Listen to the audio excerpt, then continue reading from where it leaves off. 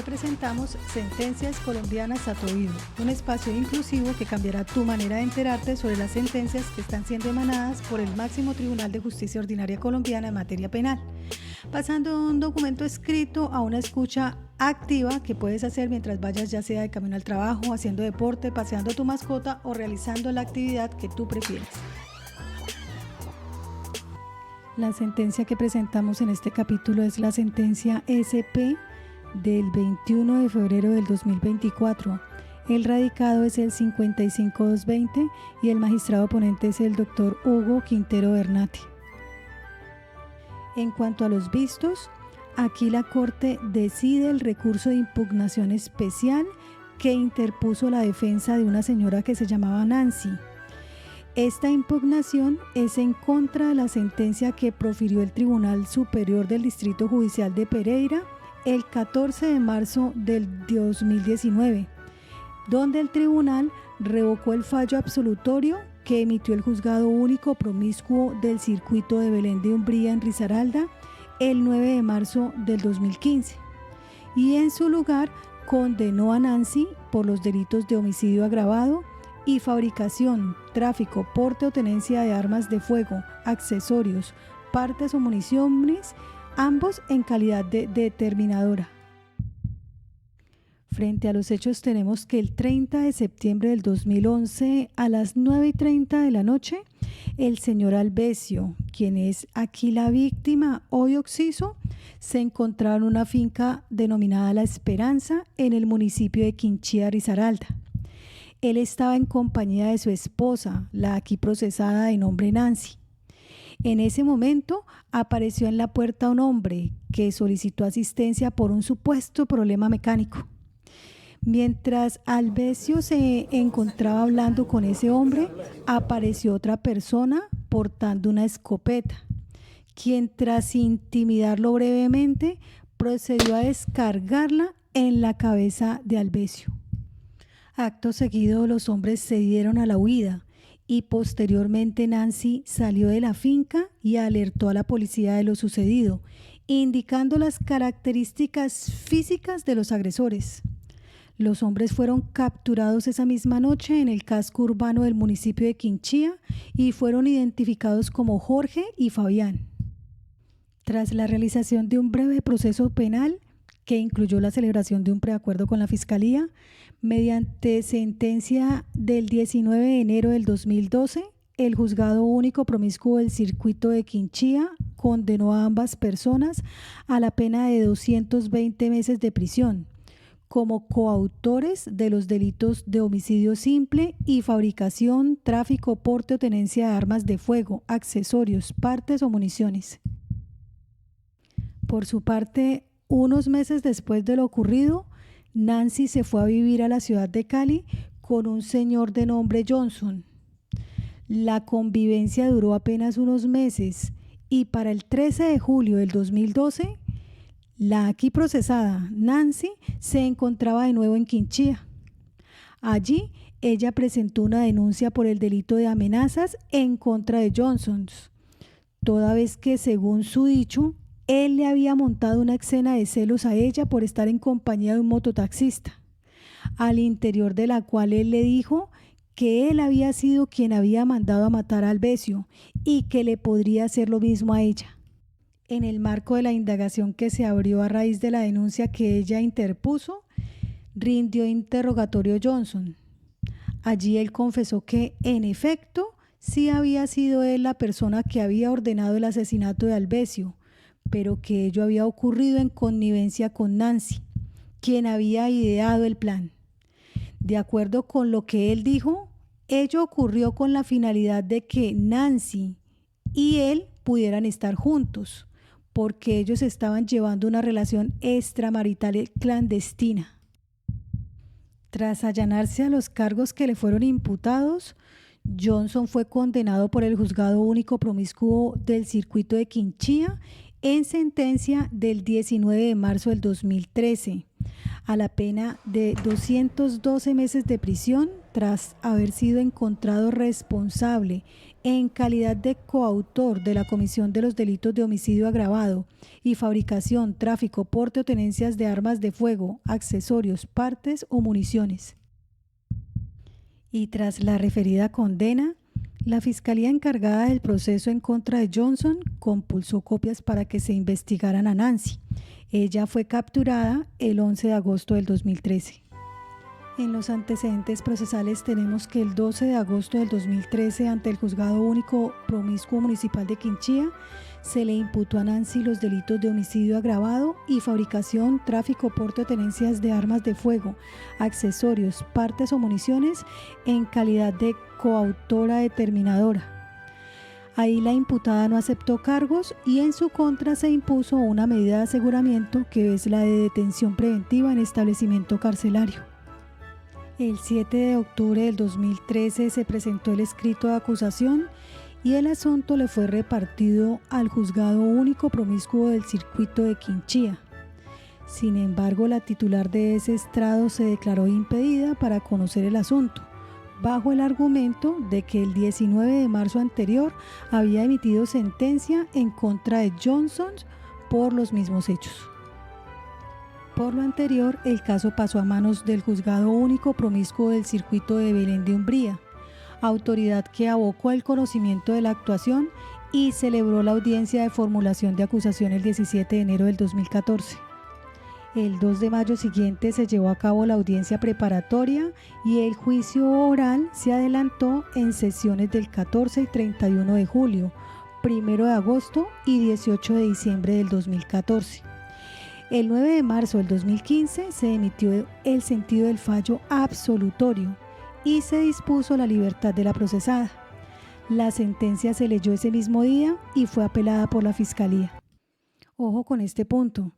Tras el arribo de la carpeta al tribunal, la corporación se percató de que en esa carpeta faltaba el audio correspondiente a la sección del 18 de diciembre del 2014, en donde rindieron testimonio Nancy y 2 personas más. Por lo anterior, tras agotar el procedimiento previsto en el artículo 126 del Código General del Proceso, la Sala citó a las partes a una audiencia de reconstrucción que se llevó a cabo el 28 de febrero del 2019.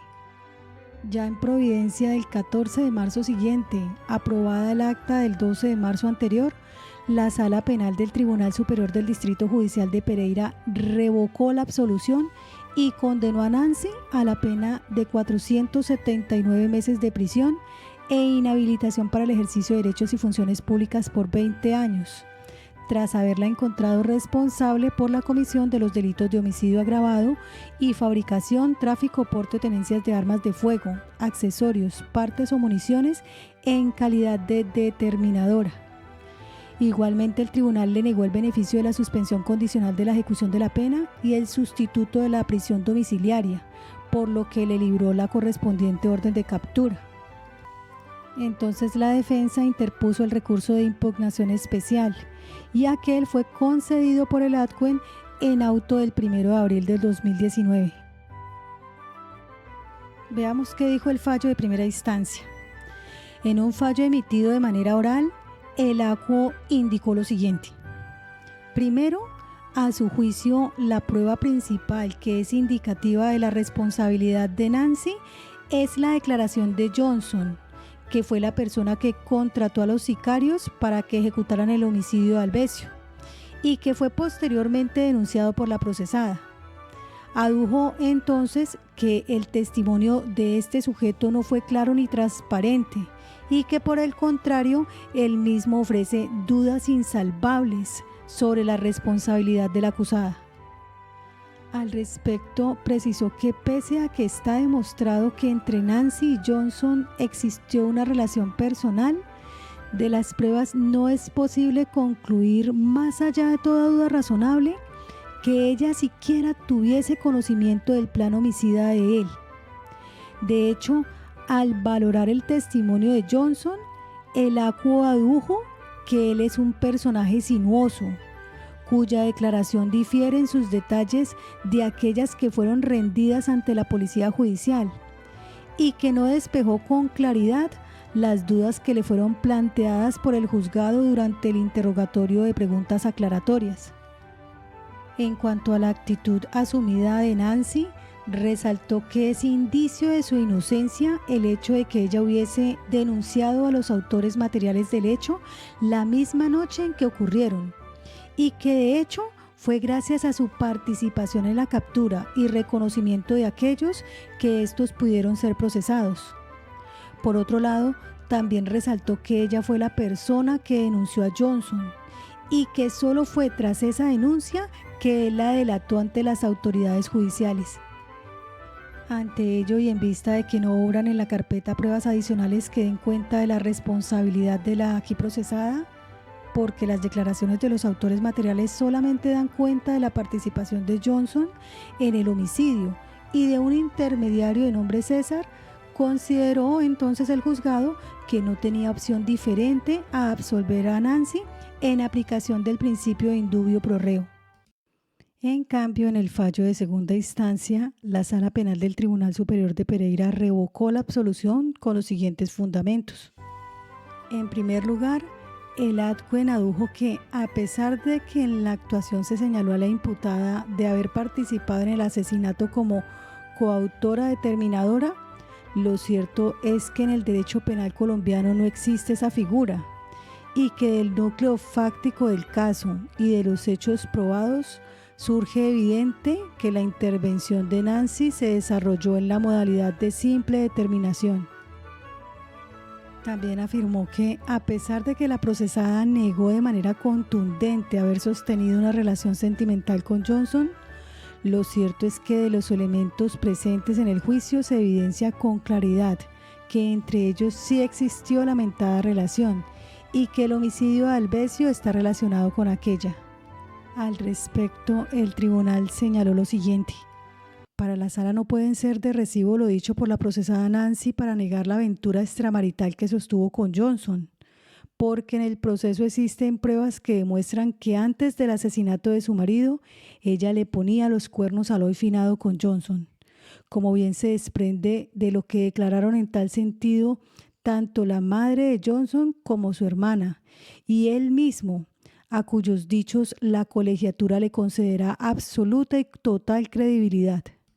De igual manera, a la procesada Nancy no se le puede creer en todo lo que dijo para desmentir que ella no convivió con Johnson en calidad de marido y mujer cuando ambos estuvieron domiciliados en la ciudad de Cali, debido a que se contradice con lo que ella misma dijo en el pasado en la denuncia que el 13 de julio del 2012 instauró ante la Policía Judicial en contra de Johnson, en la cual admitió de manera expresa la existencia de esa relación conyugal, como bien se desprende de lo que expuso en ese entonces. A raíz de lo anterior, la sala consideró que en vista de la mendacidad de las declaraciones de Nancy de cara a la relación sentimental que sostuvo con Johnson, era probable que hubiera mentido en lo relacionado con la comisión del delito endilgado.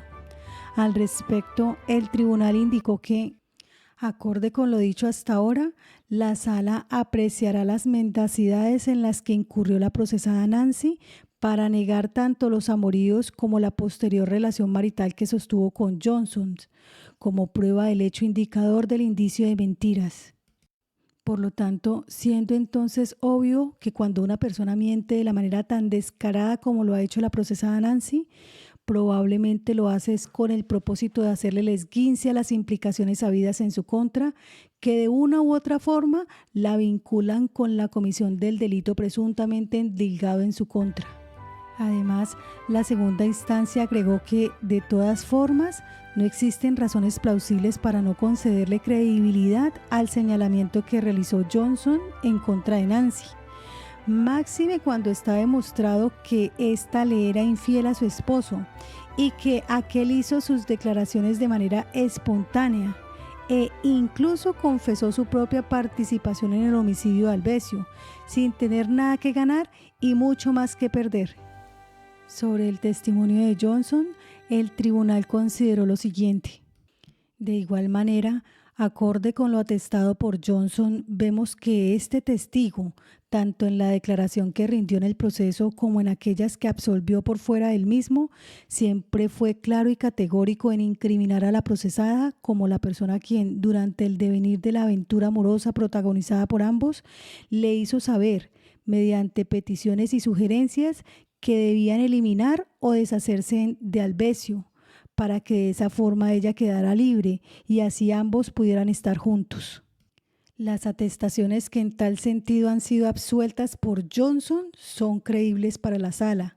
Si tenemos en cuenta, como bien lo adujo el policial Berley, que él, cuando fue convocado por parte de la policía judicial para indagarlo respecto de las supuestas amenazas que le profirió en contra de Nancy, de manera espontánea y voluntaria, Johnson decidió confesar lo acontecido, a lo que se le debe aunar que el procesado de otrora procedió en tal sentido, pese a que tenía mucho más que perder y nada que ganar, pues solo le bastaba con negar lo denunciado por Nancy o afirmar que todo fue producto de una fanfarronada para salir indemne, porque en ese momento en su contra no existía nada que lo vinculara con el asesinato de Albecio.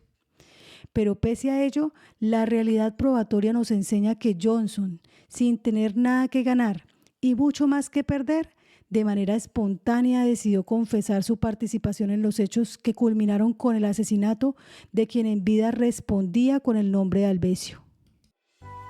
Añadió el tribunal que también es indicativo de la participación de la acusada en el homicidio de su esposo el hecho de que ella no le guardó luto a su marido y se fue a vivir a Cali con Johnson a los pocos meses de la ocurrencia de los hechos, tal y como se lo había prometido, y que de acuerdo con la declaración de los sicarios, ella se mantuvo tranquila y relajada en el momento en que ellos encañonaron a la víctima.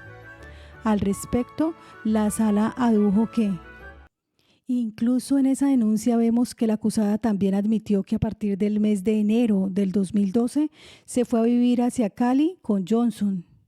Y si a ello le adicionamos que el deceso del cónyuge de la señora Nancy tuvo lugar el 30 de septiembre del 2011, es claro que la procesada no le guardó luto alguno a su difunto marido para irse a convivir maritalmente con otro hombre, lo cual es indicativo que con el personaje con quien se fue a vivir debía existir una previa relación sentimental, ya que las reglas de la experiencia nos enseñan que en la mayoría de los casos se espera que el cónyuge supérstite le guarde cierto luto al fallecido, así sea por simples y meras conveniencias sociales o por respeto a la memoria del finado, y luego de superada la pérdida del ser amado o de haber hecho la catarsis del caso, pueda rehacer su vida sentimental en caso de encontrarse con otra persona que llene el vacío dejado por su alma gemela.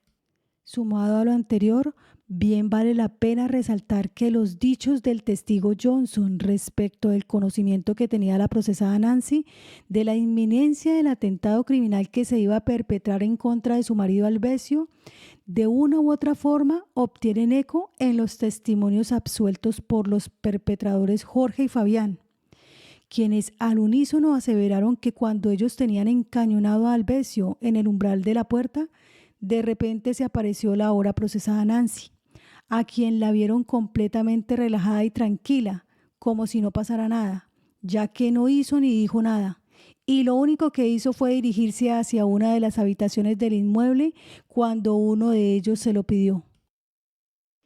De lo dicho por los antes testigos respecto de la actitud pasiva, relajada, indiferente asumida por la procesada Nancy ante la presencia de unos sujetos armados que con oscuras intenciones intimidaban a su cónyuge, se desprende el probable previo conocimiento que tenía la acusada de lo que iba a suceder, puesto que no es lógico que una persona asuma ese tipo de actitudes, sino que por el contrario, lo que se espera es que ante la presencia de una de las parcas representada por unos sicarios, lo embargue un estado de miedo, terror o pánico, que incluso inciden para que llegue hasta clamar por el respeto de la vida o de la integridad del amenazado o intimidado, por tratarse de un ser querido, lo cual, según las atestaciones de los perpetradores, nunca tuvo ocurrencia. Seguidamente Latwen narró que la policía se enteró que los asesinos se encontraban en el casco urbano de Quinchía precisamente por el dicho de Nancy, y especuló que ella probablemente sabía de ello porque Johnson le contó, con la clara intención de que los sicarios fueran capturados y él se viera eximido del pago por sus servicios.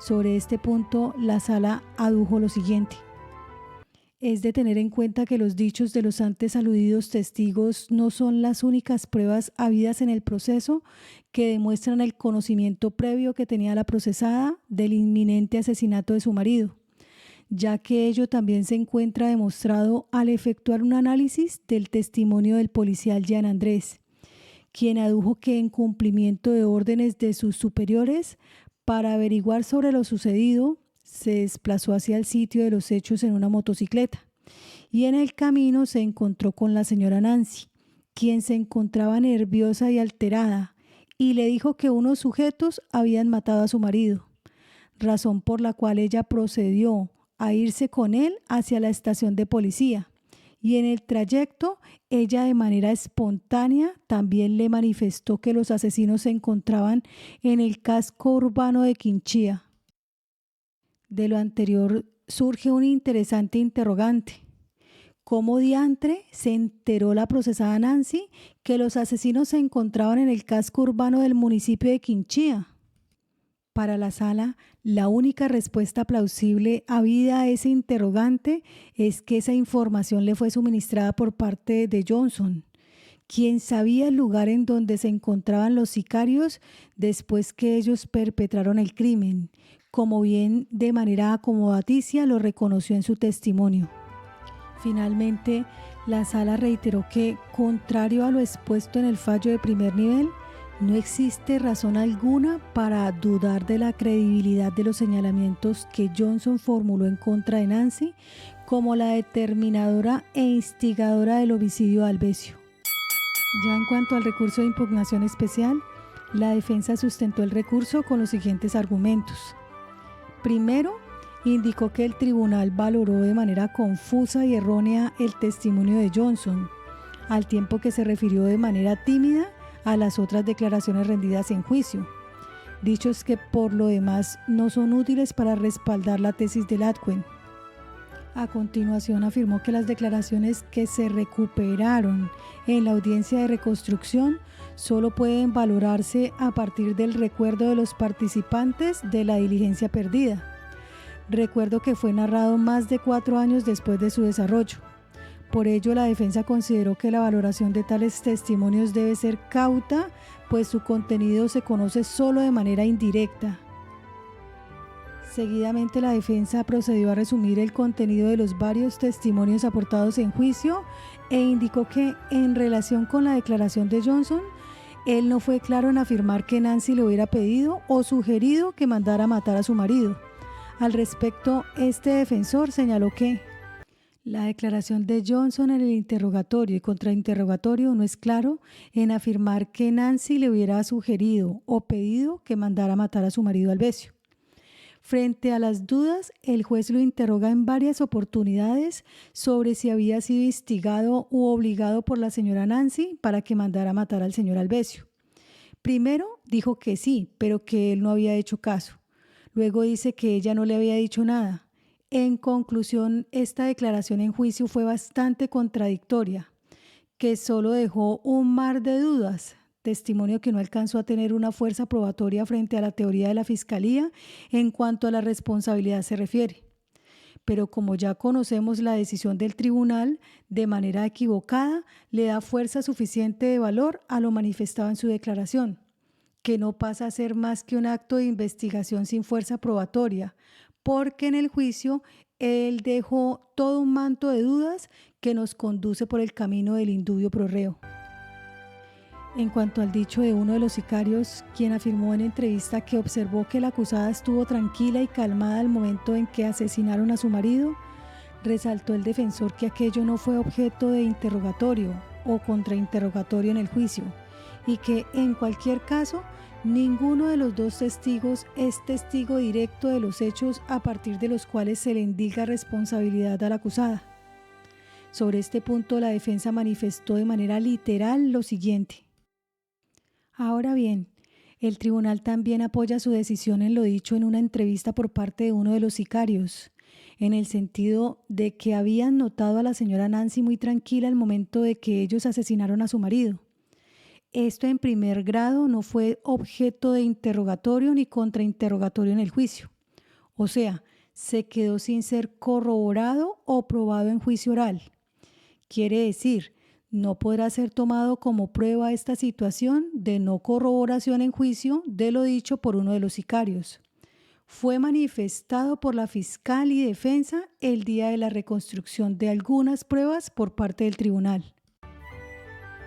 En relación con la presunta relación sentimental que supuestamente existió entre Nancy y Johnson, la defensa alegó que ésta se construyó a partir de conjeturas y que, si bien está demostrado que ellos vivieron juntos posteriormente en la ciudad de Cali, lo cierto es que ello se debió a que el segundo, o sea Johnson, la tenía amenazada de muerte.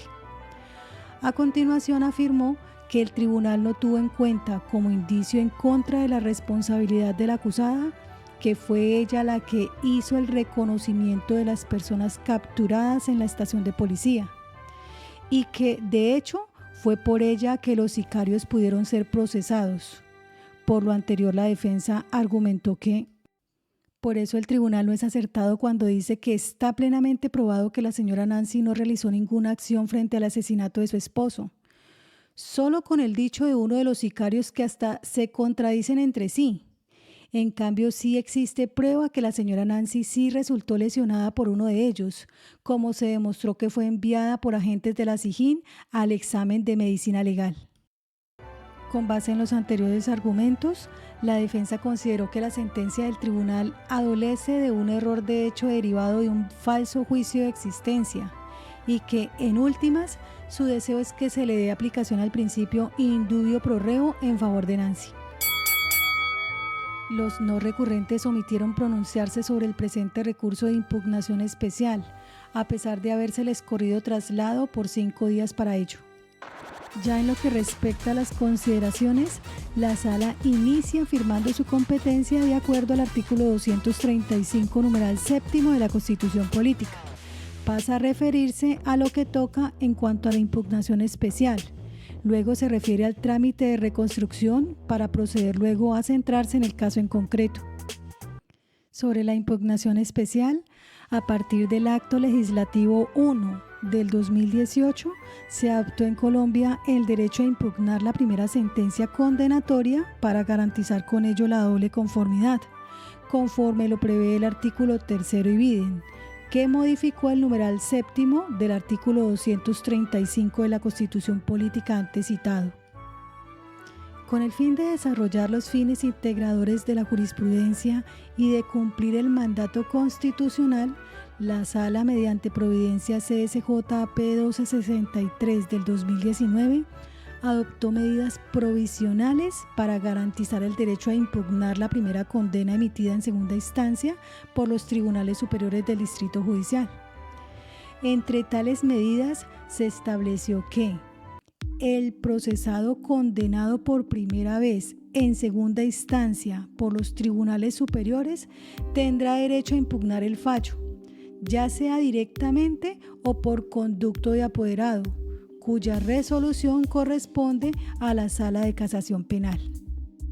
Así como quiera que la defensa hizo uso del recurso de impugnación especial, la Secretaría de la Sala Penal del Tribunal Superior de Pereira surtió el trámite respectivo, acorde con los parámetros fijados por la Corte. Ya pasando al trámite de reconstrucción, antes de pasar al análisis sobre el fondo del caso en concreto, es preciso realizar unas anotaciones sobre el trámite de reconstrucción que realizó el Tribunal Superior de Pereira, una vez ellos advirtieron la pérdida del audio de la audiencia del 18 de diciembre del 2014, en donde en esa audiencia se practicaron todos los testimonios de la defensa. Pues bien, al respecto, lo primero que se debe indicar es que Si bien es cierto que esta sala tiene pacíficamente establecido que en los casos en que se requiera la reconstrucción de expedientes se debe dar aplicación por integración al artículo 126 del Código General del Proceso, es evidente que ello no implica autorización para proceder de la manera en que lo hizo el tribunal. Lo anterior, toda vez que la norma precitada simplemente indica que en estos casos el juez debe fijar la fecha de la respectiva audiencia, indicándoles a las partes que deben aportar las respectivas grabaciones y documentos que posean. Y si solo concurriere una de las partes, se declarará reconstruido el expediente con base en la exposición jurada y las demás pruebas que se aduzcan en ella. Para efectos de claridad, a continuación se citará el texto de la norma prenombrada. Artículo 126. Trámite para la reconstrucción. En caso de pérdida total o parcial de un expediente, se procederá así. Primero, el apoderado de la parte interesada formulará su solicitud de reconstrucción y expresará el estado en el que se encontraba el proceso y la actuación surtida en él. La reconstrucción también procederá de oficio. Segundo, el juez fijará fecha para audiencia con el objeto de comprobar la actuación surtida y el estado en el que se hallaba el proceso, para lo cual ordenará a las partes que aporten las grabaciones y documentos que posean. En la misma audiencia resolverá sobre la reconstrucción. Tercero, si solo concurriere a la audiencia una de las partes o su apoderado, se declarará reconstruido el expediente con base en la exposición jurada y las demás pruebas que se aduzcan en ella. Cuarto, cuando se trate de pérdida total del expediente y las partes no concurran a la audiencia o la reconstrucción no fuere posible, o de pérdida parcial que impida la continuación del proceso, el juez declarará terminado el proceso, quedando a salvo el derecho que tenga el demandante a promoverlo de nuevo. Y quinto, reconstruido totalmente el expediente o de manera parcial que no impida la continuación del proceso, este se adelantará incluso con la prescindencia de lo perdido o destruido. Ahora bien, como se puede ver con claridad, en el texto del artículo no se dice que en caso de no poder reconstruirse el expediente por falta de grabaciones y documentos en poder de las partes, se deba indagar con ellas sobre el contenido de las piezas perdidas y reconstruir las pruebas solo con su dicho.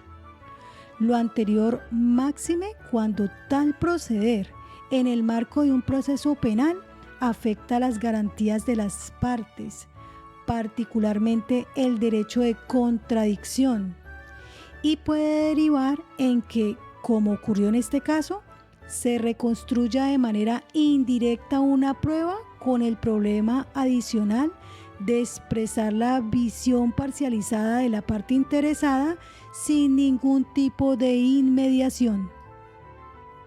En el presente caso ocurrió justamente eso. El tribunal, con fundamento en dudosas atribuciones legales y sin soporte normativo específico, citó a las partes a una audiencia de reconstrucción en la que procedió a indagar, principalmente con la Fiscalía, por el contenido de unas declaraciones que se habían practicado hacía más de 4 años. Este sujeto procesal, o sea, la Fiscalía, se refirió a dicho contenido a partir precisamente de las notas que tomó a efectos de realizar sus alegatos de conclusión. Es apenas predecible, sin necesidad de esfuerzo intelectual alguno, que tales referencias se encuentran parcializadas, pues están incididas por una lectura dirigida a demeritarlas. A lo anterior hay que agregarle que el transcurso del tiempo, 4 años en este caso, necesariamente influye en la fidelidad de la memoria de la defensa y de la Fiscalía sobre el contenido de tales declaraciones. y que en cualquier caso las referencias de ellas a esos testimonios, si acaso en el contexto creado por el tribunal, podrían constituir testimonios de oídas, evento en el cual ha debido seguirse todo el debido proceso sobre producción y apreciación probatoria propia de ese tipo de probanzas. Como se recordará, la práctica probatoria en el proceso penal acusatorio está sometida a unas reglas básicas que todo funcionario judicial, particularmente un tribunal superior, debe conocer y aplicar con meridiana claridad. Entre estas se encuentran los principios de inmediación, contradicción y concentración. Por virtud del primero, o sea, del principio de inmediación, recordemos que este está previsto en los artículos 16. ¿Qué dice ese artículo 16? Sobre inmediación, en el juicio únicamente se estimará como prueba la que haya sido producida o incorporada en forma pública, oral, concentrada y sujeta a confrontación y contradicción ante el juez de conocimiento. En ningún caso podrá comisionarse para la práctica de pruebas. Sin embargo, en las circunstancias excepcionalmente previstas en este código, podrá tenerse como prueba la producida o incorporada de forma anticipada durante la audiencia ante el juez de control de garantías. Y en el artículo 379 de la Ley 906 del 2004, que sobre inmediación establece: el juez deberá tener en cuenta como pruebas únicamente las que hayan sido practicadas y controvertidas en su presencia. La admisibilidad de la prueba de referencia es excepcional. Entonces, por virtud de estos dos artículos, las pruebas deben ser practicadas directamente ante el juez, quien debe tener la oportunidad de observarlas directamente. Para efectos de las instancias superiores, al funcionario que conoció el juicio en primer grado, la práctica probatoria oral debe grabarse en un medio magnético, ojalá audiovisual, que le permita también observar de manera directa el contenido de la prueba. Al respecto, en sentencia del 28 de noviembre del 2007, radicado 28656, la Corte dijo lo siguiente con respecto al principio de inmediación. Este principio comprende la percepción directa de las pruebas por el juez, las partes intervinientes y el público en general, pero fundamentalmente hace referencia es a la relación que debe obrar entre el juzgador y la prueba, implicando que el funcionario que va a emitir sentencia debe ver y oír por sí mismo, en forma directa, la prueba respecto de los hechos. Las pruebas deben llegar a su ánimo sin sufrir alteración alguna por influjo extraño a su propia naturaleza, sin que se interpongan otras personas que consciente o inconscientemente puedan turbar o alterar la naturaleza y original entidad de los elementos de convicción, tergiversando su aptitud probatoria. En tanto que el principio de contradicción, en cuanto a la Ley 906 del 2004, este se encuentra previsto en los artículos 15. ¿Qué dice el artículo 15 en cuanto a contradicción? Las partes tendrán derecho a conocer y controvertir las pruebas, así como a intervenir en su formación, tanto las que sean producidas o incorporadas en el juicio oral y en el incidente de reparación integral, como las que se practiquen en forma anticipada.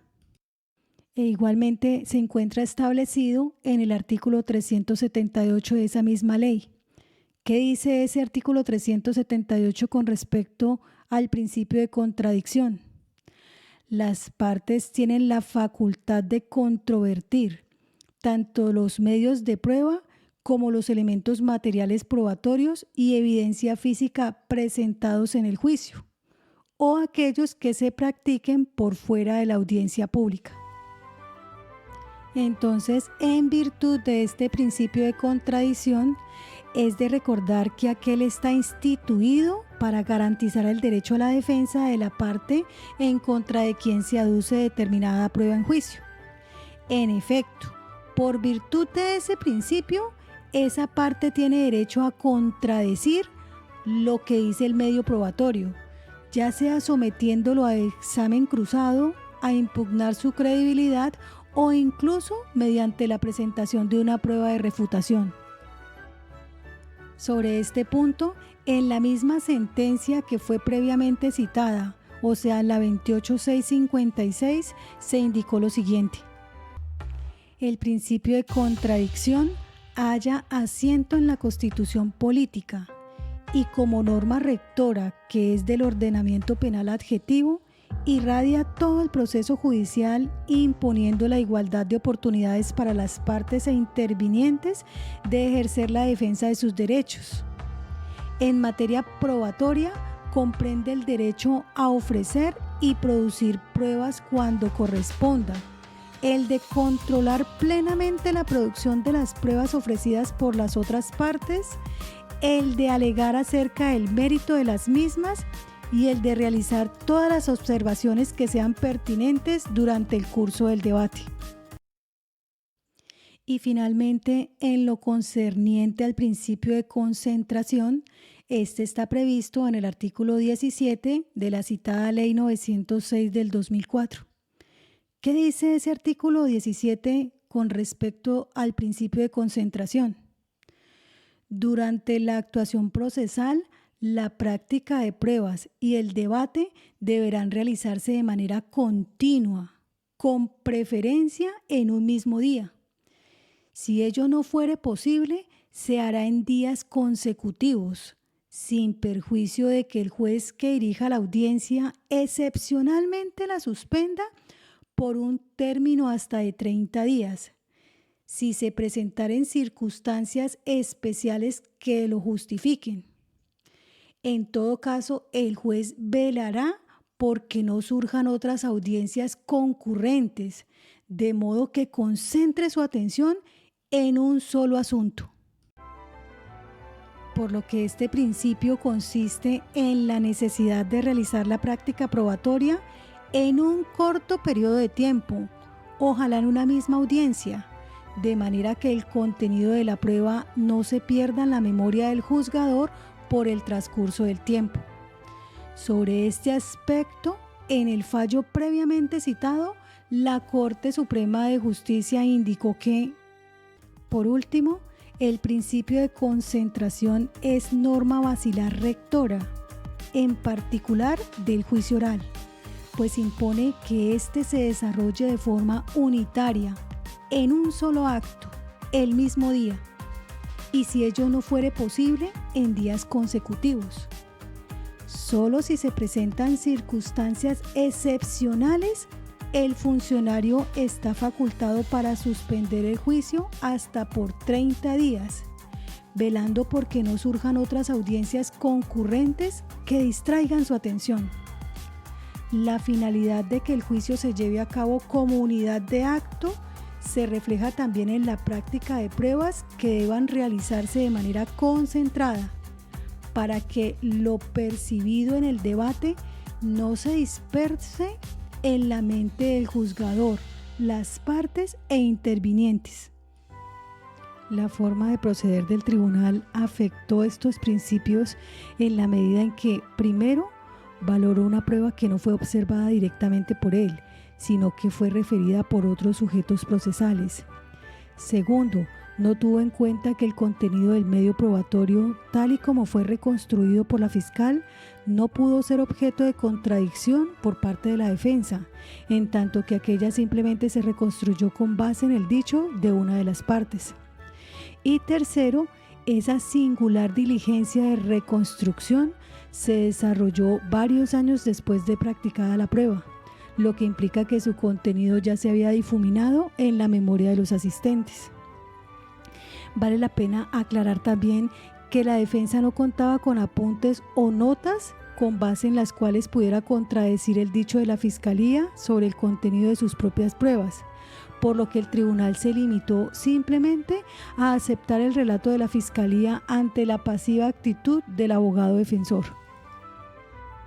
Lo anterior se convierte en un vicio trascendente, pues el tribunal fundó parcialmente su sentencia en el contenido de una de las pruebas reconstruidas de semejante manera, es decir, en el testimonio de Nancy, de forma que, sin haber escuchado directamente el dicho de esta persona, procedió a juzgarla con base en unas declaraciones cuyo contenido no existía materialmente en la actuación, sino que fue reconstruido a partir de la versión contada precisamente por su contraparte, con fundamento en notas que había tomado años antes y que estaban dirigidas a demostrar la teoría acusatoria.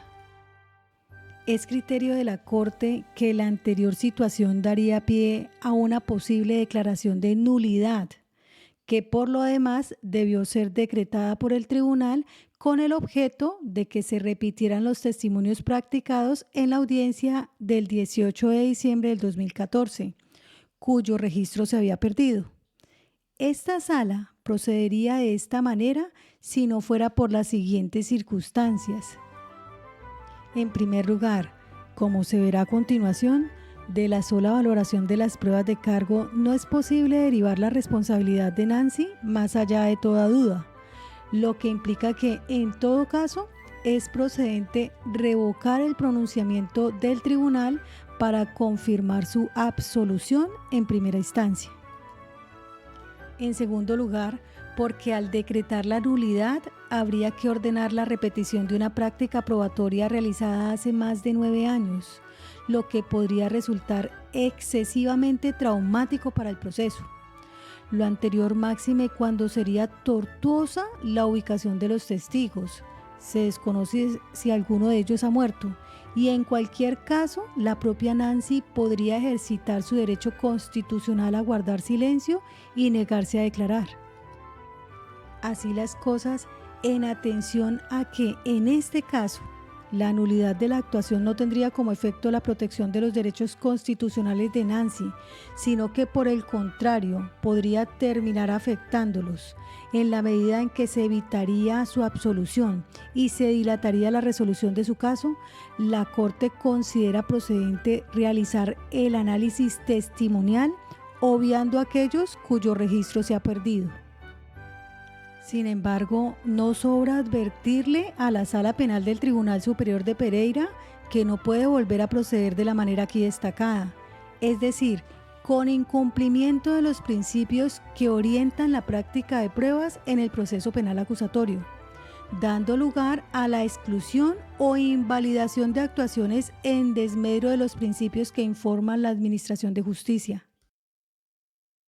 El siguiente punto que trata entonces la Corte es la reseña testimonial. Entonces, visto los argumentos esgrimidos en la sentencia del Tribunal Superior de Pereira y considerados los reproches presentados por la defensa en el recurso de impugnación especial, considera la Corte que le corresponde determinar si un correcto análisis probatorio conforme a los principios de la sana crítica realmente arroja como resultado la comprobación de la responsabilidad penal de Nancy, más allá de toda duda razonable, de manera que se pueda concluir que se ha desvirtuado la presunción de inocencia que pesa sobre la procesada. Por lo que, con el objeto de resolver el problema jurídico propuesto, la Sala reseñará nuevamente el contenido de los testimonios practicados en juicio, los valorará en conjunto a la luz de los principios de la sana crítica y emitirá la conclusión que en derecho corresponda, de conformidad con los hallazgos que se encuentren tras la realización del referido análisis. Se procede a presentar los testimonios de cargo, iniciando con el subintendente Berley. Esta persona afirmó ser investigador de la SIJIN en Quinchía y, tras ser brevemente indagado por su experiencia y sus antecedentes disciplinarios, él indicó haber adelantado una serie de diligencias investigativas tras la captura de los sicarios que le dieron muerte a Alvesio, y tras la presentación de una denuncia por parte de Nancy en contra de una persona de nombre Johnson por la presunta comisión del delito de amenazas.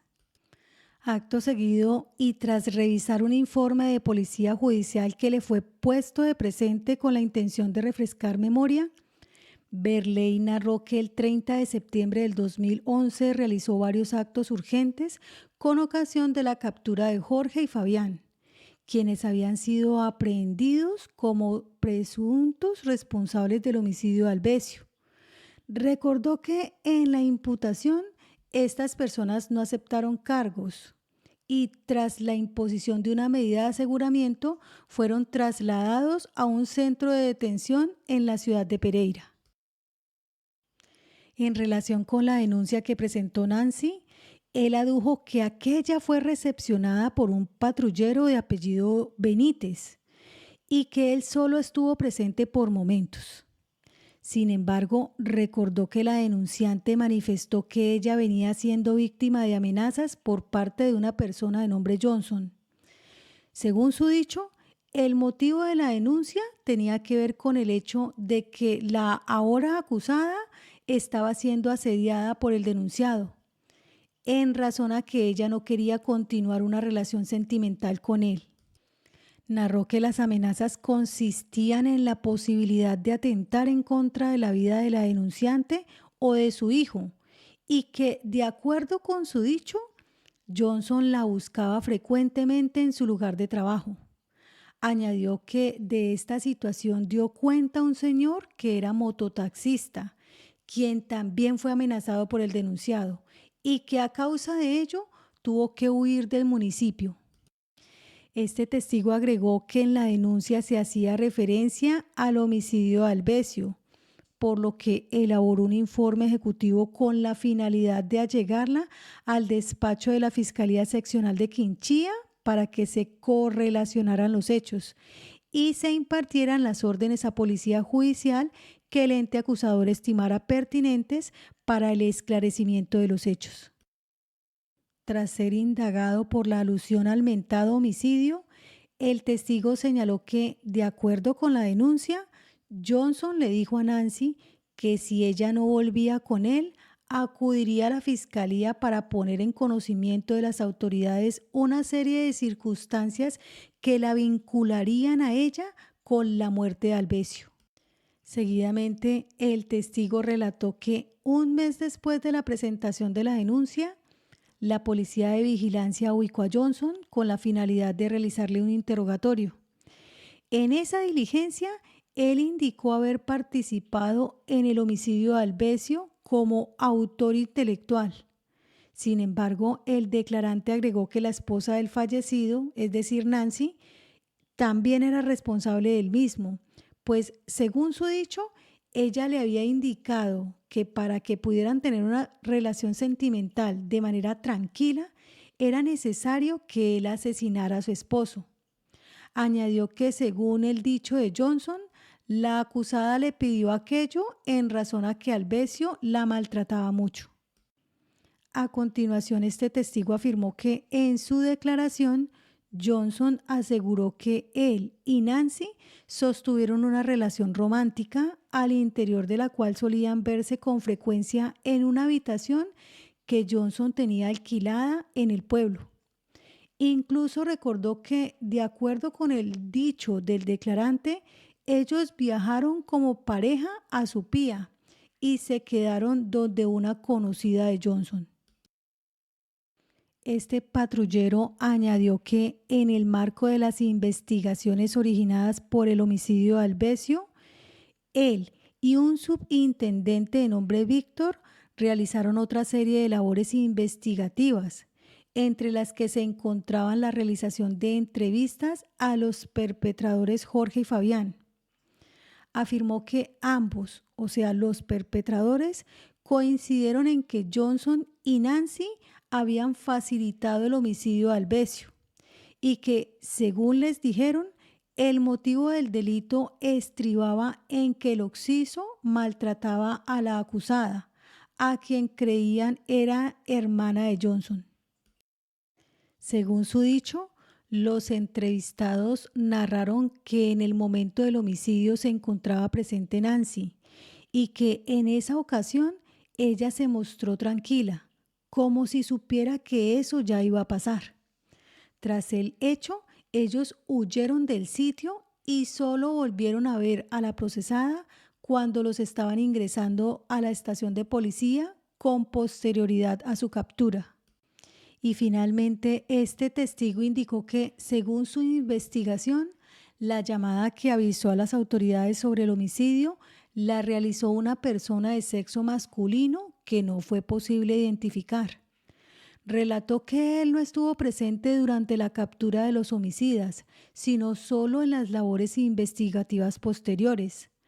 También comentó que la identificación de los autores materiales del homicidio la realizó Nancy esa misma noche. Ya retrotrayendo el testimonio de un agente de nombre Luis, esta persona afirmó que ha participado en este caso desde la captura de los autores materiales del homicidio. Señaló que los capturados se llamaban Fabián y Eliezer, y tras verificar un documento que le fue puesto de presente para refrescar memoria, indicó que un hombre no identificado le avisó a la policía que 2 hombres habían asesinado a otra persona. A continuación, el patrullero Jean Andrés se desplazó al lugar de los hechos y se entrevistó con Nancy, quien procedió a hacer una descripción física de los sujetos. Seguidamente se activó un operativo que implicó el bloqueo de las vías de salida y entrada del pueblo y la ejecución de un plan de búsqueda en toda la localidad. A las 10:15 de la noche, en el casco urbano del municipio, se observaron 2 sujetos con las características físicas que habían sido descritas por los testigos. Estas personas intentaron evadir el control. Uno de ellos salió corriendo y el otro arrojó a un morral. Tras solicitar el apoyo de otras unidades policiales, este agente Luis logró capturar a los sujetos, que respondían a los nombres de Jorge Eliezer y Fabián. En el morral que fue arrojado se encontró una escopeta hechiza. Posteriormente los condujeron a la estación de policía, donde los sujetos fueron reconocidos por Nancy como los asesinos de su esposo. Tras ser indagado al respecto, el agente agregó que la ubicación de las personas fue suministrada por un hombre que estuvo llamando al teléfono de la estación y a su número de celular. Precisó que la información entregada por este ciudadano fue relevante y precisa, pues gracias a ella fue que pudieron ubicar a las personas que posteriormente fueron acusadas por el homicidio de Alvesio.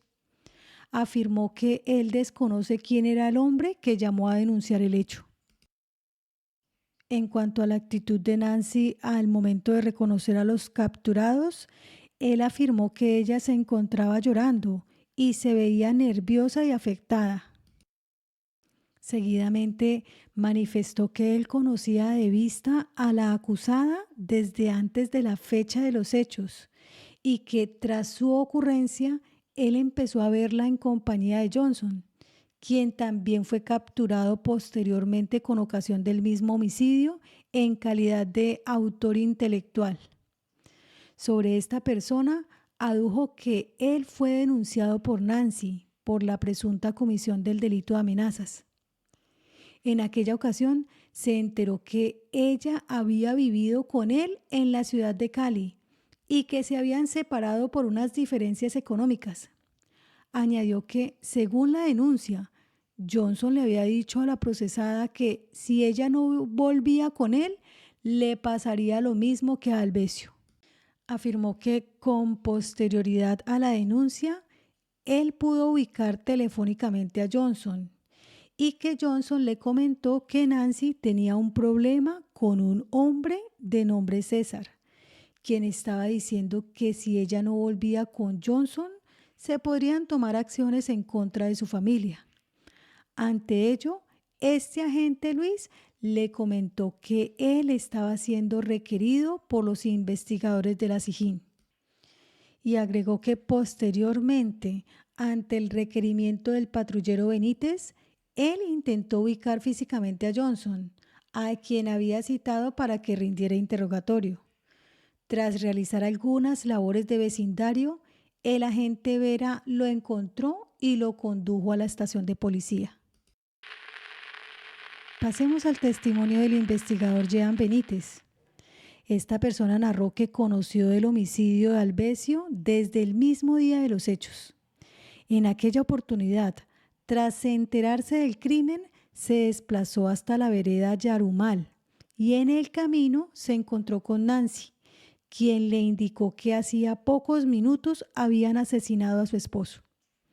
A continuación, Nancy le señaló las características físicas de los agresores y él procedió a informarlas a su superior.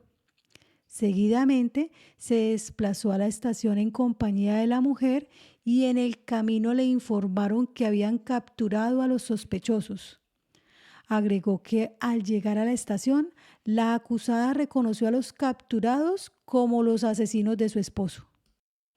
Tras ser indagado al respecto, este investigador adujo que cuando se encontró con la acusada, ella estaba nerviosa y alterada, que se estaba movilizando a pie y que fue ella la que lo abordó a él. Agregó que esta situación quedó registrada en el informe ejecutivo que se realizó ese día. Añadió que con posterioridad a los hechos, él realizó varias entrevistas, la inspección técnica cadáver y labores de vecindario. Los resultados de aquellas actividades arrojaron que los responsables del homicidio eran Jorge Eliezer y Fabián, que eran las personas que fueron capturadas en flagrancia esa misma noche. A continuación, la Fiscalía le puso de presente una serie de documentos consistentes en varias entrevistas, un interrogatorio y 2 sentencias, correspondientes estas a aquellas por las que fueron condenados Jorge Eliezer, Fabián y Johnson. Las entrevistas y el interrogatorio le fueron realizados a esas mismas personas y a los familiares de la víctima y fueron debidamente incorporadas al juicio oral. En cuanto al contenido del interrogatorio de Johnson, realizado el 29 de agosto del 2012, indicó que él confesó haber intervenido en el homicidio de Albecio como autor intelectual. Añadió que de acuerdo con el interrogado, él sostuvo una relación con Nancy y que fue ella la de la idea criminal. Del mismo modo, en el interrogatorio se narraron los detalles de la participación de Johnson en el iter criminis. Vale decir, cómo fue que él recogió a los sicarios en el municipio de Anserma Caldas y cómo fue que él los condujo hasta Quinchía. Frente a la denuncia que presentó Nancy el 13 de julio del 2012, este señaló que en el marco de la indagación iniciada, él adelantó labores de vecindario y encontró que, por el contrario, ella era la que estaba amenazando a Johnson. También ubicó a un mototaxista que indicó haberse retirado de Quinchía por una serie de amenazas que había recibido. Del mismo modo, este testigo reconoció haberle realizado una entrevista a Johnson el 14 de diciembre del 2012, al interior de la cual él reiteró que Nancy había participado en el homicidio de Albecio, pues fue ella la de la idea. Esta entrevista también fue ingresada a la carpeta. Continuemos con el testimonio de Jorge Eliezer. Esta persona declaró que se encuentra condenada por el homicidio de Albecio en virtud de un preacuerdo que suscribió con la Fiscalía. De acuerdo con su dicho, a cambio de su declaración de culpabilidad, el ente acusador le prometió a colaborarle con el traslado a una cárcel cercana a un lugar en donde habita su familia. Sin embargo, la entidad aún no le había cumplido. En cuanto al homicidio de Albecio, declaró que fue contratado por una persona de nombre Fabián. Narró que, según le comentaron, el occiso le pegaba a su esposa, a quien creían era la hermana de John. Por lo anterior, el mencionado requería que alguien matara a su supuesto cuñado, con el objeto de liberarla a ella del presunto maltrato. Según su dicho, John les comentó que la esposa de Albesio sabía del homicidio que se iba a perpetrar y por ello no sería ella quien abriría la puerta esa noche. Contó que cuando llegaron a la casa de la víctima, cuya ubicación les había sido suministrada por John, su compañero tocó la puerta y aquel salió. Acto seguido, Fabián le dijo que se había varado en una carretera y que necesitaba ayuda mecánica. Ante ello, Tapasco le dijo que él no era mecánico y que no podía colaborarle. En ese momento, Jorge Eliezer salió de la oscuridad y le apuntó con una escopeta hechiza. La víctima procedió a cerrar la puerta y a tirarse al piso. El testigo le dio una patada a la puerta y encontró a la víctima en el suelo y a Nancy mirándolo. En ese momento, Jorge Eliezer le dijo a la acusada que se fuera para allá. Sin embargo, ella se quedó inmóvil en su lugar. Precisó que nadie le pegó y que su compañero no le dirigió la palabra. Seguidamente, y tras ver que Nancy no reaccionaba, el testigo disparó el arma en contra de la humanidad de Albesio, cegándole la vida.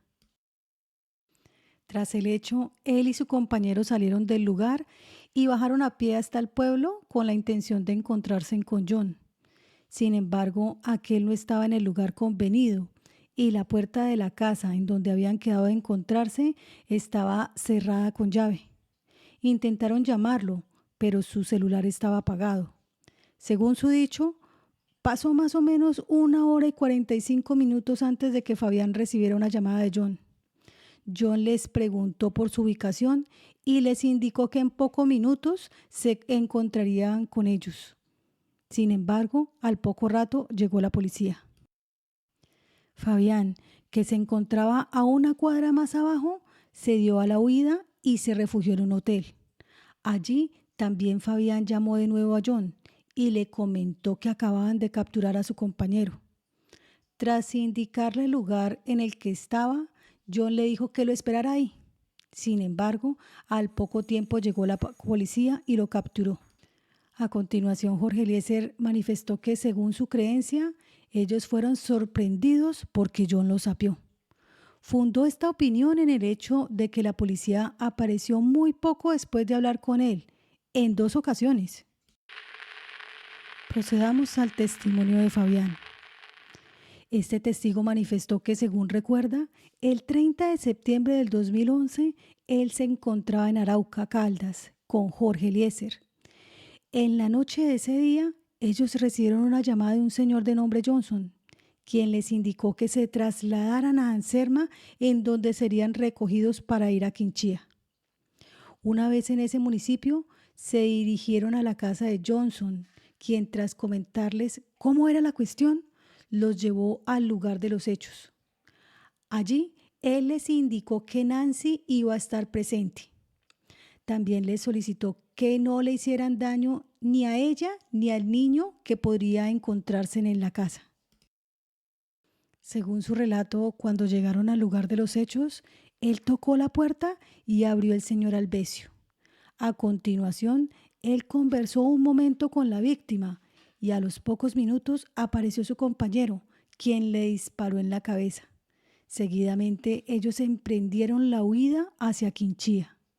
En aquella población llegaron nuevamente a la casa de Johnson, quien no se encontraba. Tras hacerle varias llamadas, el hombre respondió y les indicó que estaba cerca y que pronto se encontraría con ellos. Sin embargo, a los pocos minutos apareció la policía y capturaron a su compañero.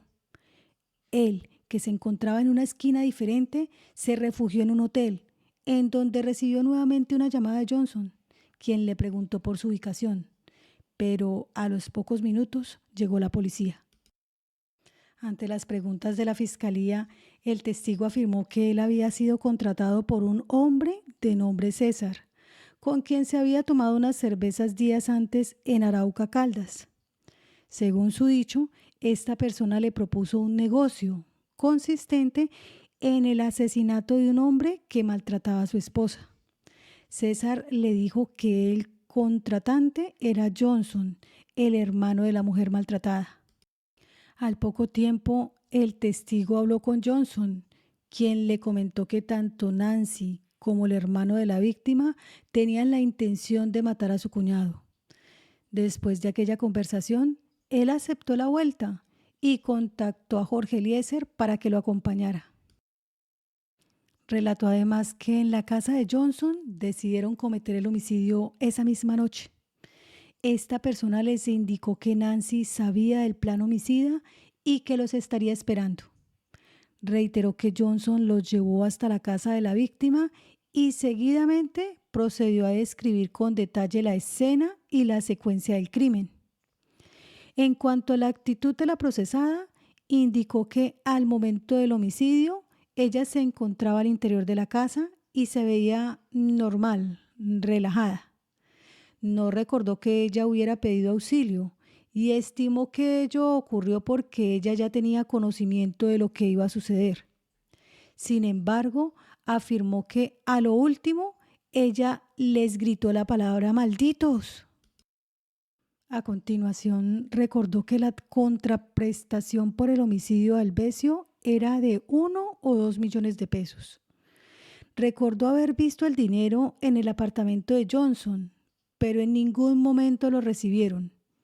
Añadió que, según les dijo Johnson, ese dinero lo había recibido de Nancy, quien, según tenía entendido, era la persona que realmente estaba pagando por el crimen.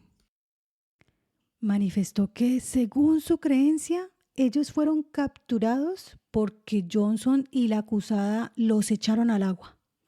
Consideró que los dos estuvieron involucrados en su aprehensión porque tanto ella como él tenían conocimiento del crimen. Igualmente, porque la policía apareció muy poco después de las llamadas telefónicas. Sin embargo, en sede de preguntas aclaratorias, afirmó que la única constancia que tiene de la participación de Nancy en el homicidio es lo que les había contado Johnson. Procedamos al testimonio de Johnson. Este sujeto manifestó ser comerciante de plátanos, agricultor y analfabeta.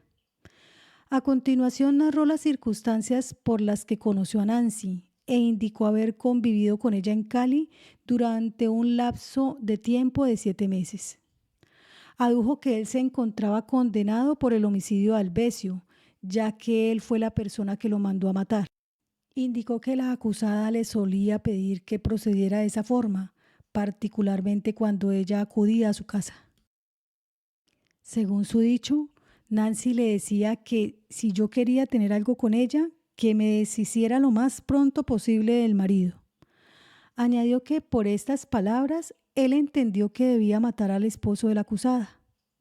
Relató que en vista de que él no tiene corazón para matar directamente a una persona, él decidió hablar con un muchacho de nombre César, quien le indicó que podría ayudarle con ese propósito. Sin ser indagado por ello, insistió en que la procesada era la sabedora de toda esa vuelta.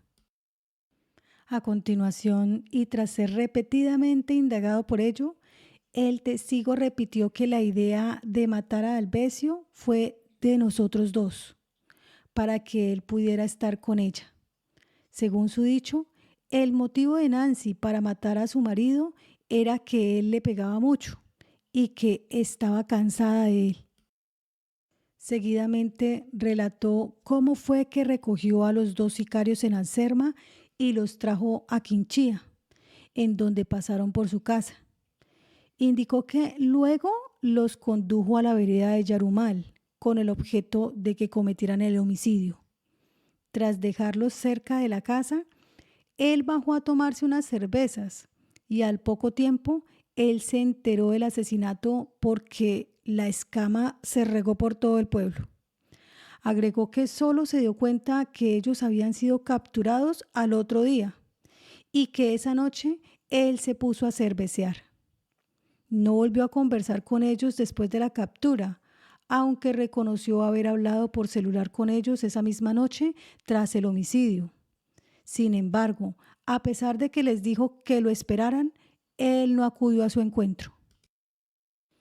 Con posterioridad, él indicó que su relación con Nancy terminó porque ella tenía otro amigo por acá y tras la amenaza de ella de denunciarlo por la muerte de su esposo, él le comentó que en ese caso nos vamos los dos, porque a su juicio ambos eran culpables.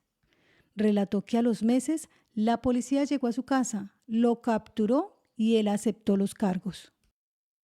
Afirmó que tras la amenaza, él conversó con la policía y les comentó de la participación de ella en el homicidio de Alvesio. A los meses fue que llegaron a capturarlo. Añadió que el día de su captura, él se enteró de que Nancy lo había denunciado por su participación en el crimen. Acto seguido, se le puso de presente el documento en donde consta el interrogatorio que rindió ante las autoridades de la Policía Judicial, cuya firma reconoció como suya. A continuación, recordó haber hablado con miembros de la SIJIN y afirmó que a ellos les contó todo lo ocurrido. Adujo que esa declaración la hizo de manera voluntaria y que no fue obligado ni presionado para ello. Aclaró que las manifestaciones que hizo en esa ocasión las realizó por el hecho de que todos éramos conocedores. Ante la insistencia de la fiscalía, repitió que Nancy sabía que iban a matar a Alvesio, pero no precisó si ella era conocedora de que irían esa misma noche, ni si ella sabía cuántas personas iban a hacer ese trabajo. Más adelante en el interrogatorio, ante la repetición de la pregunta sobre la razón por la que él había involucrado a la acusada en el homicidio de su esposo, él señaló que lo había hecho porque ella ya lo había denunciado y, según su expresión, todos en la cama o todos en el suelo. Afirmó que él nunca le advirtió a la procesada que iba a proceder de esa manera. Sobre el dinero que le dieron a Nancy cuando ella estuvo viviendo con él en Cali, reconoció que el mismo fue consignado en su cuenta y que la suma ascendía a 3 millones de pesos. Dijo que el dinero provenía de una tierra que ella vendió y que con ese dinero él pensaba comprar un ranchito. Sin embargo, él no lo hizo. ¿No recordó haber tenido problemas con la procesada por esa circunstancia? Con posterioridad, adujo que la acusada nunca habló con César y que, de hecho, después del homicidio, aquel lo estuvo llamando para comentarle que él quería atacar a la familia de la acusada. De acuerdo con el dicho de este testigo, él no se opuso a tal proceder. En sede de contrainterrogatorio indicó que sus afirmaciones en torno a la responsabilidad de Nancy las puede corroborar una persona de nombre Cielo. Sin embargo, tal y como lo anotó la defensa, esta persona no aparece referenciada en ninguna de las actuaciones previas. También afirmó que él nunca amenazó a la procesada, incluso a pesar de que ella lo denunció a él. Adicionalmente, reconoció haberse acercado al agente Luis para comentarle que César estaba interesado en que ella tomara su relación sentimental con él. En el directo para la defensa, indicó que él tuvo problemas con un mototaxista porque él estuvo involucrado con Nancy después de él. En contrainterrogatorio para la fiscalía, recordó que en una ocasión la acusada llegó a su casa en un día de lluvia tras una golpiza que había sufrido en manos de Alvesio. Indicó que eso fue más o menos una semana antes del homicidio y que fue en esa ocasión en la que planearon el asesinato. En sede de preguntas aclaratorias, el testigo añadió que él no pudo avisarle el día que ocurriría el homicidio porque él no podía llamarla al celular por el riesgo de que contestara Alvesio. Precisó que luego del crimen ellos no volvieron a tocar el tema. Por su parte, agregó que él y Nancy nunca hablaron de que ella le fuera a reconocer el dinero que él pagó por la muerte del marido de ella. Refirámonos al testimonio del patrullero Freddy. En relación con el presente proceso, esta persona recordó haber realizado 2 órdenes a policía judicial, incluyendo la realización de una entrevista a la madre de Alvesio. Por su parte, la otra actividad consistió en la realización de un análisis de las llamadas entrantes y salientes de los 2 abonados telefónicos. Tras revisar los informes de policía judicial que fueron elaborados por él, el testigo afirmó que los números de celular que correspondían a los móviles que le fueron incautados a Nancy y a Johnson presentaban vínculos entre sí, toda vez que, según las sábanas de llamadas, entre ellos había comunicación constante.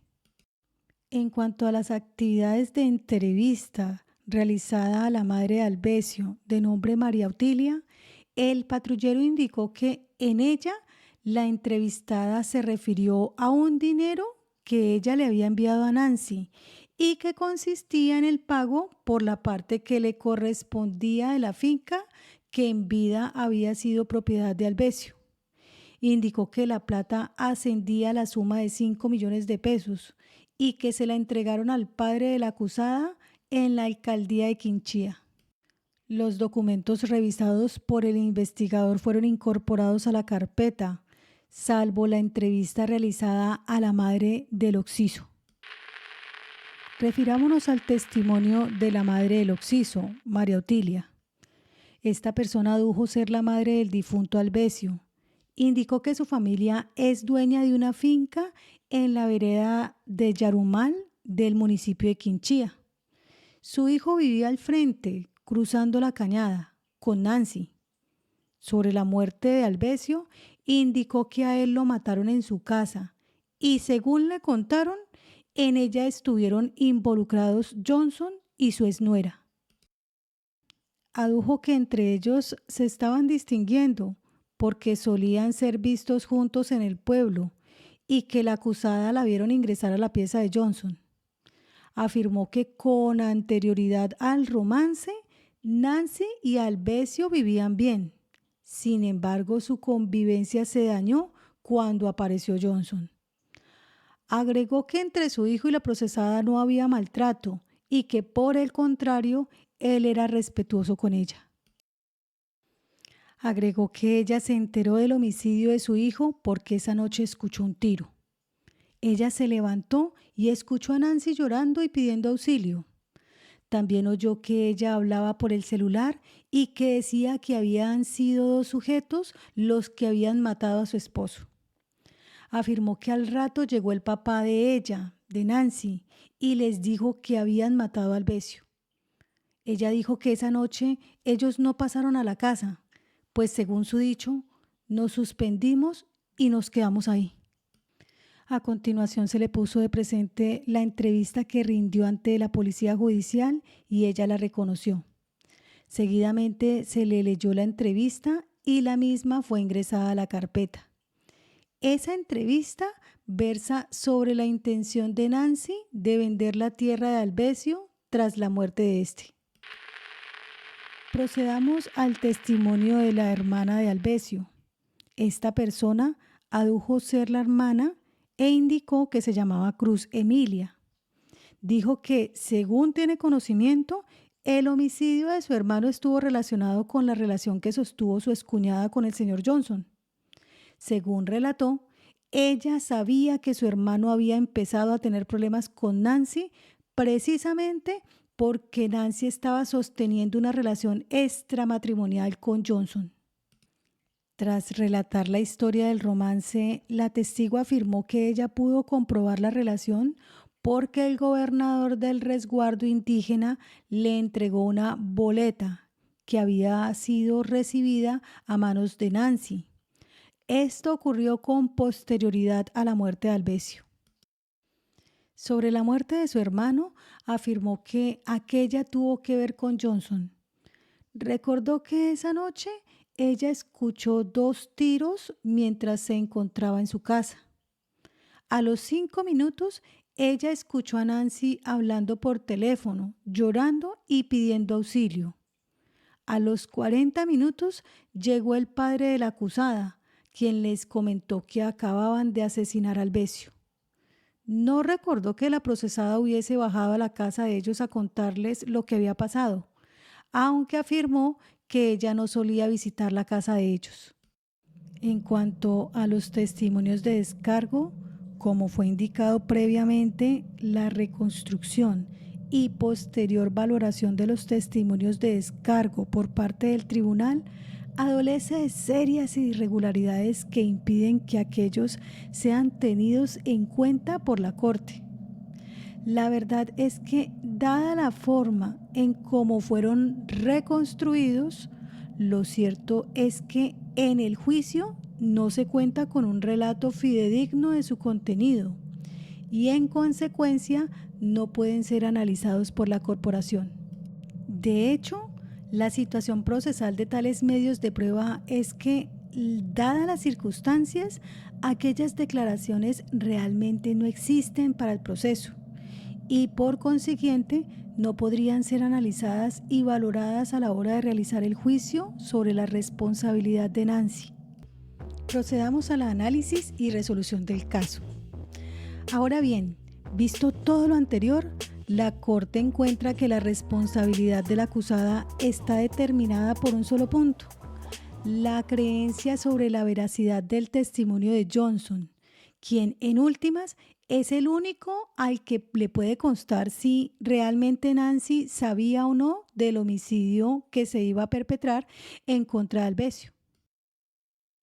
Recordemos que el tribunal decidió darle credibilidad a esa declaración, como quiera que, a su juicio, él aceptó los cargos, pese a que tenía mucho más que perder y poco que ganar. Sin embargo, esta afirmación contiene un error de juicio muy serio. Al momento de ese interrogatorio, Johnson estaba claramente dolido por el hecho de que Nancy hubiera terminado la relación sentimental que sostenía con él, al punto de que había regresado a Quinchí a buscarla y se encontraba asediándola y amenazándola. Además, olvida al tribunal que la aceptación de cargos comporta una rebaja muy significativa de la pena y que en ese momento él se encontraba acorralado por las acusaciones de su antigua compañera sentimental. A juicio de la Corte, así no se encuentre demostrado con certeza, es perfectamente posible y hasta probable que la denuncia de Johnson no estuviera motivada por un ideal de justicia, sino por la expresa intención de dañar a la persona que lo había dejado y que no quería volver con él, a pesar de que había asesinado a otro hombre en su nombre. Haberla seguido a ella hasta Quinchía, asediarla y amenazarla con la muerte o con la cárcel son hechos claramente indicativos de ello. Por otro lado, existen varios elementos de juicio en los que el tribunal no repara y que, lejos de darle credibilidad al testimonio de Johnson, lo ponen en duda. En primer lugar, no es cierto que las reglas de la experiencia enseñen que en todos los casos las personas que se enfrentan a hombres armados que aparecen en la casa con la intención de matar a un miembro de la familia reaccionen implorando por la vida de sus seres queridos. Olvida el tribunal que en estas situaciones límite las reacciones pueden ser en extremo variadas y bien pueden ocurrir que una persona se paralice del miedo, entre en shock o que incluso se desmaye o pierda el sentido de la realidad. En cualquier caso, el tribunal obvió mencionar que, con posterioridad al homicidio, Nancy sí pidió auxilio y sí entró en llanto. En segundo lugar, es llamativo que una reacción tan indicativa del dolor de la procesada, tal como lo es el hecho de que ella acudiera a la policía para denunciar el homicidio de su esposo, sea utilizada por el tribunal para probar el punto en contrario.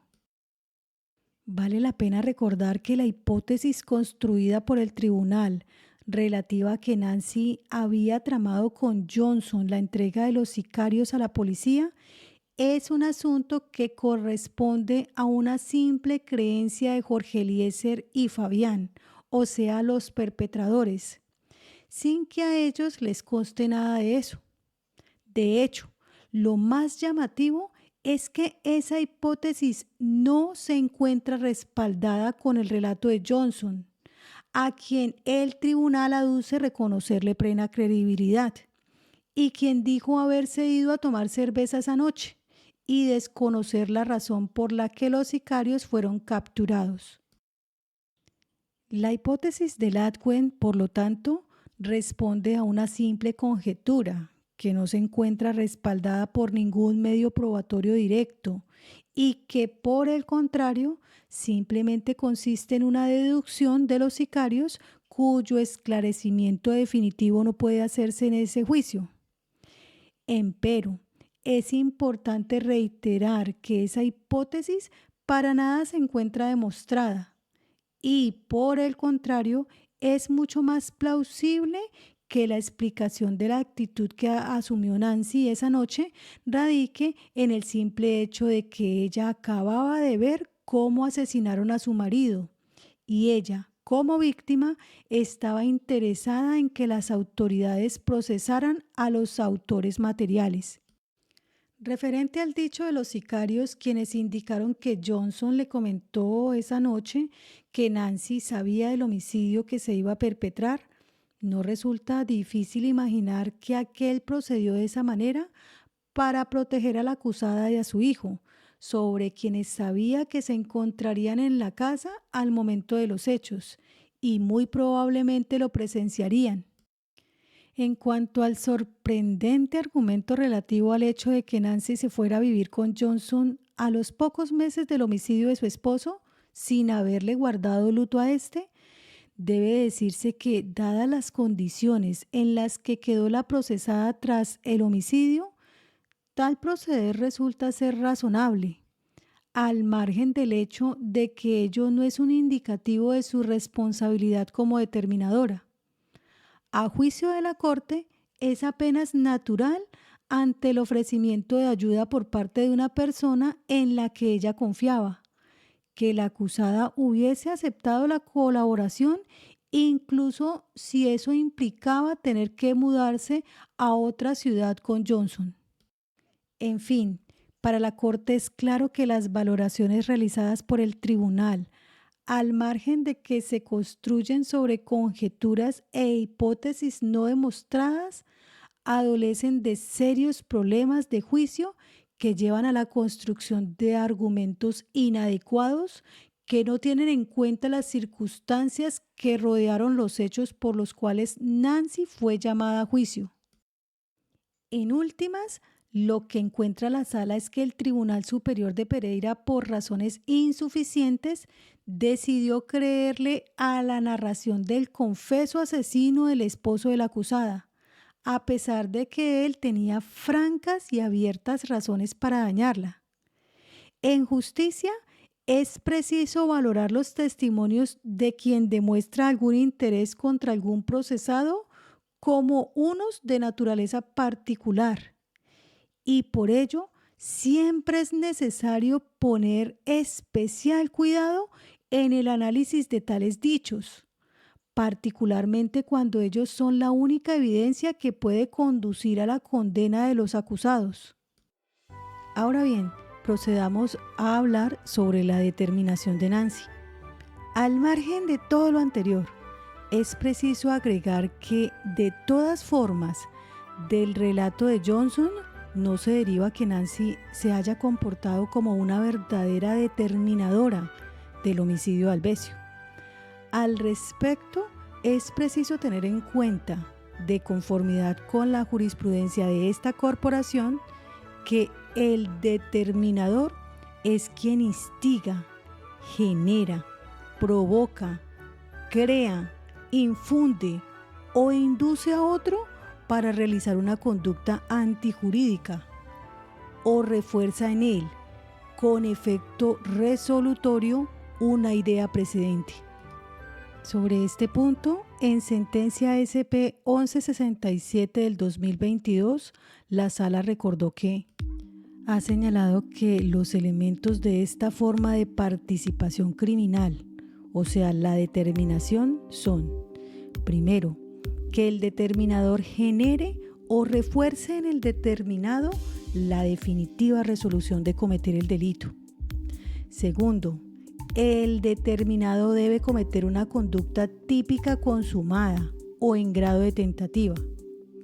Tercero, la existencia de un vínculo entre el hecho principal y la inducción. Cuarto, la carencia del dominio del hecho por parte del determinador.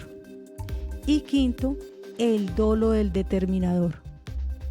El primer elemento, que es el que se trata de que el determinador genere o refuerce en el determinado la definitiva resolución de cometer el delito.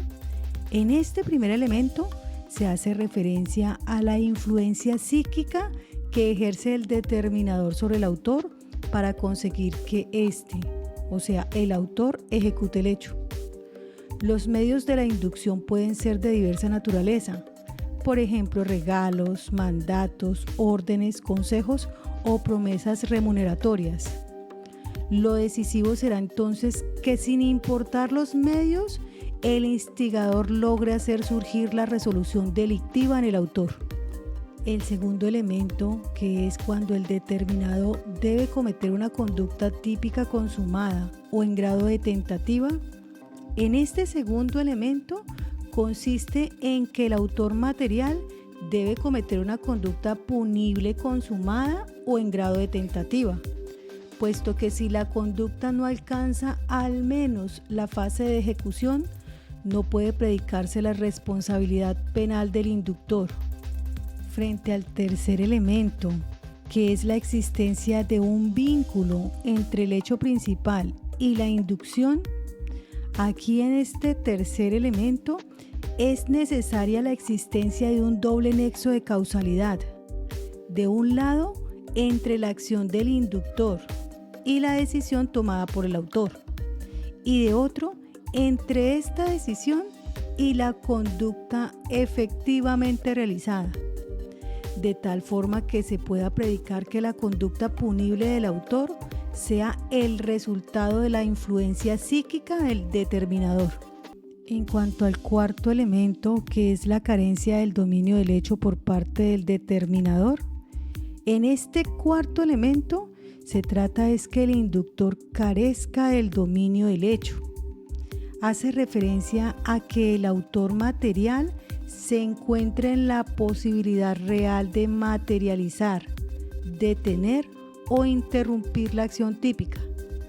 Es decir, el ejecutor es quien finalmente decide cómo, cuándo y dónde realiza la acción, mientras que si el instigador hace un aporte esencial a la materialización del plan delictivo, este, o sea el instigador, no será tratado como partícipe, sino como coautor. Y por último, frente al quinto elemento, que es el dolo del determinador, aquí se trata es que este determinador debe actuar dolosamente. Su dolo debe estar dirigido de un lado a la provocación de la resolución delictiva y de otro a la ejecución de la conducta típica por el autor material, incluidos los elementos subjetivos y la realización del resultado típico, o sea, un doble dolo. A juicio de la sala, el hecho de que Johnson hubiera omitido pronunciarse sobre circunstancias específicas y concretas de las cuales se pueda advertir la instigación de Nancy, y ante la ausencia de elementos adicionales que demuestren tal punto, no es posible tener por demostrada la responsabilidad de la procesada en esa específica calidad.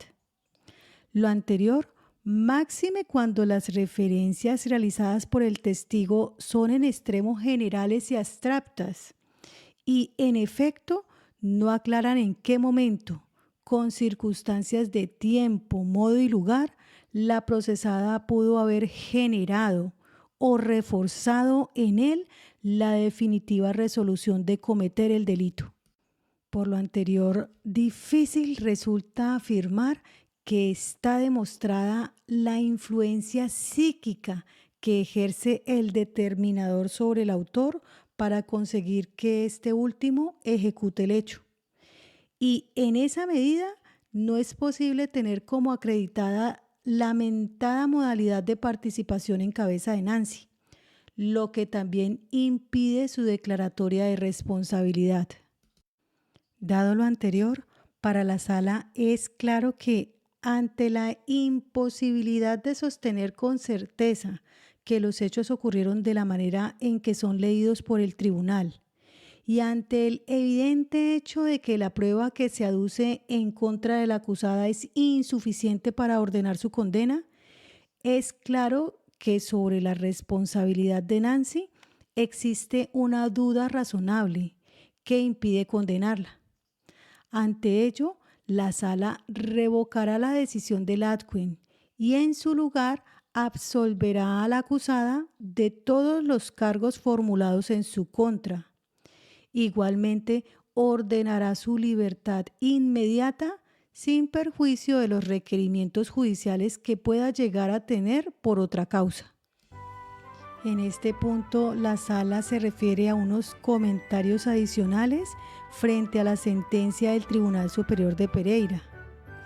Antes de pasar a la parte resolutiva, la Corte considera necesario hacer unos comentarios adicionales en torno a la sentencia de segunda instancia del 14 de marzo del 2019, proferida por la Sala Penal del Tribunal Superior de Pereira.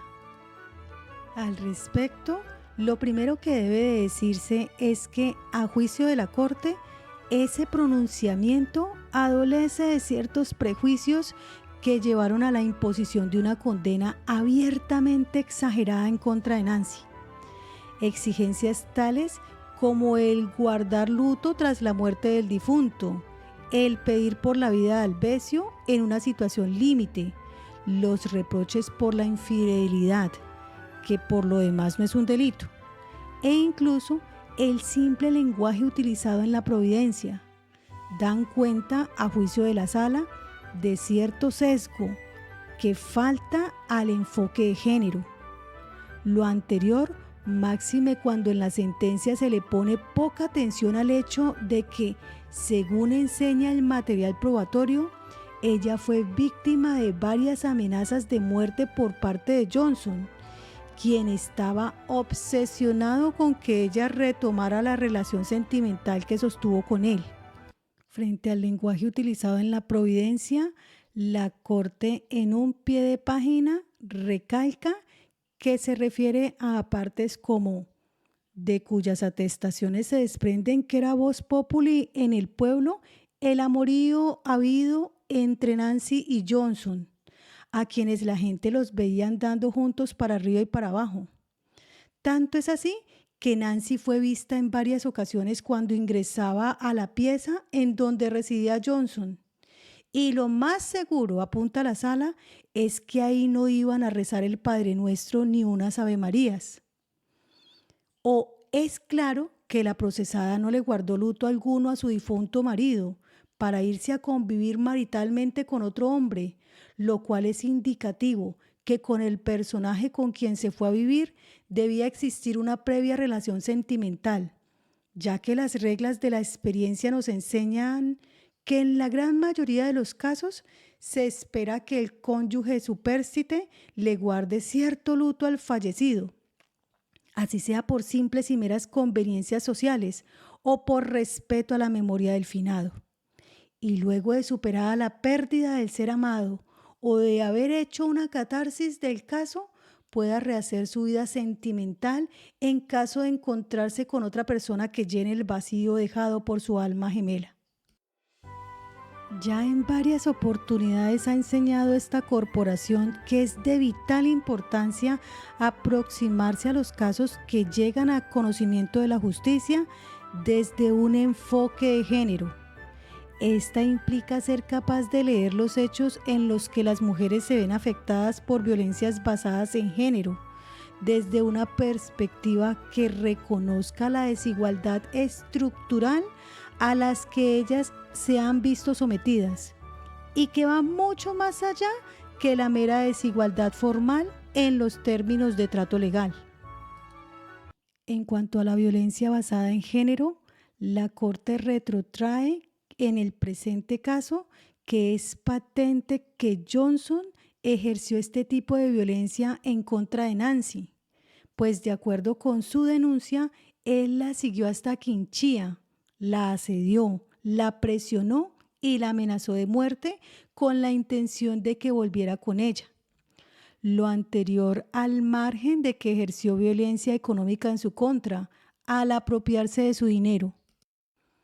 En cuanto al enfoque de género en la sentencia SP 4135 del 2019, radicado 52394, en palabras de la Corte, en el ámbito penal, el abordaje de los casos con un enfoque de género implica, entre otras cosas, la indagación por el contexto en el que ocurre un episodio de violencia en particular, toda vez que, primero, es posible que la agresión física haya estado precedida de violencia psicológica, económica o de cualquier otra índole que deba ser incluida en los cargos. Segundo, permite establecer el nivel de afectación física o psicológica de la víctima. Tercero, facilita la determinación de las medidas cautelares que deban tomarse, especialmente las orientadas a la protección de la víctima. Cuarto, brinda mayores elementos de juicio para analizar la credibilidad de las declaraciones y, en general, para valorar las pruebas practicadas durante el proceso. Y quinto, fraccionar la realidad puede contribuir al clima de normalización o banalización de la violencia de género, lo que puede dar lugar a la perpetuación de estas prácticas violatorias de los derechos humanos. Sumado al anterior, la determinación de los contextos que rodean los episodios de violencia resulta útil para, primero, establecer si otras personas han resultado afectadas con la acción violenta, como suele suceder con los niños que son expuestos a las agresiones perpetradas por sus padres. Segundo, determinar el nivel de afectación del bien jurídico y, en general, la relevancia penal de la conducta. Y tercero, finalmente, porque solo a partir de decisiones que correspondan a la realidad en toda su dimensión es posible generar los cambios sociales necesarios para la erradicación del flagelo de violencia contra las mujeres en general y la violencia intrafamiliar en particular. A juicio de la Sala, el enfoque de género no solo debe aplicarse en los casos en que una mujer es abiertamente reconocida como víctima, sino en las situaciones en las que, como en la presente, la mujer es la acusada, pero de los hechos se desprende que ha sido víctima de alguna forma de violencia basada en género. Solo desde esa perspectiva es que es posible comprender un caso desde una dimensión completa, más justa e igualitaria. En cuanto al lenguaje coloquial utilizado en la providencia, tales como el uso de expresiones como ponerle los cuernos, entre otros, debe decirse que aquel no es propio de una sentencia judicial que debe construirse conforme a los principios de objetividad e imparcialidad. Lo anterior, máxime cuando tal lenguaje expresa juicios de naturaleza moral que no tienen cabida en un análisis estrictamente jurídico, que debe centrarse en la mera comisión de delitos y que no puede detenerse en reproches sobre circunstancias ajenas al derecho penal. Por lo anterior, la Corte hará un llamado de atención al Tribunal Superior de Pereira para que incorpore en sus providencias el enfoque de género en cualquier caso en donde se evidencie la presencia de un hecho que pueda catalogarse como de violencia basada en género, incluso si es la mujer la persona acusada. Del mismo modo, la Corte hace un llamado para que esa corporación revise con cuidado el lenguaje utilizado en sus providencias, pues este debe ser técnico, objetivo y neutral, y no puede contener en sí juicios de valor que no sean relevantes para la resolución del problema jurídico o se muestren como un exceso contrario a la función pública, especialmente a la justicia.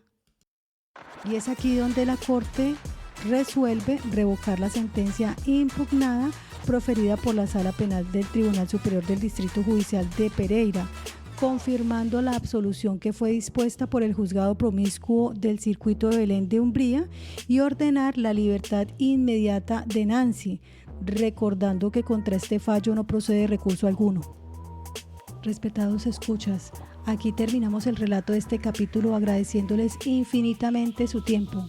Les invitamos a suscribirse al canal a quienes no lo han hecho y los esperamos en nuestro próximo episodio.